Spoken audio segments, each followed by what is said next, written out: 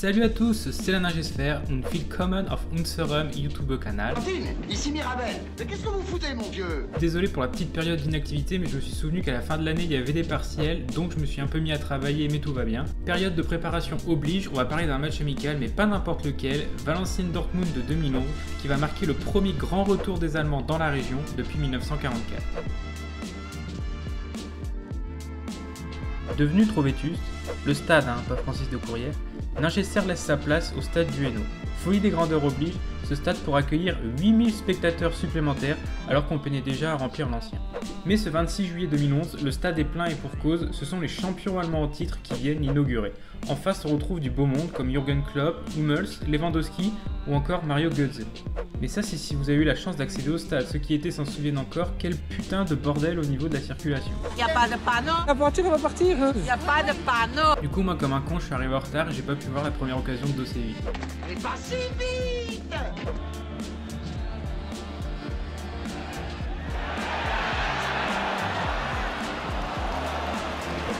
On évolue avec une défense assez bizarre.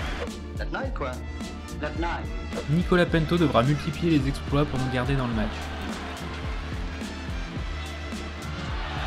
Mais ce qui devait arriver arriva, et c'est Zidane sans le E qui viendra poser une grosse climatisation à la 42e minute.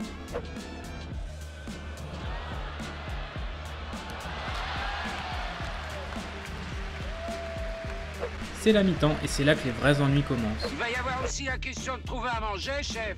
Une attente interminable pour avoir au final 3 frites mal cuites et un coca chaud, avec leur putain de carte démonétisée, c'était légèrement le bordel. Tremblez pas comme ça fait de la mousse! À la mi-temps, Daniel Sanchez semble avoir demandé qu'on insiste sur le côté droit. De ce côté-ci, chef, les Allemands ont l'air plus gentils que de ce côté-là. Mais malgré de bonnes situations comme celle de Gaël Danick, on n'arrive vraiment pas à revenir au score. On avait globalement un jeu trop stéréotypé et trop lent pour surprendre un champion d'Allemagne. Attention, écartez-vous. On va manœuvrer. En face, on voit tous les bénéfices de l'amitié franco-allemande puisqu'on sent que les Allemands pourraient nous en mettre 3 autres sans forcer, mais qu'ils ont clairement levé le pied pour éviter de nous humilier. Pujol aura bien une balle d'égalisation, mais malheureusement, et ça se vérifie encore, les Français n'arrivent jamais à passer les lignes allemandes.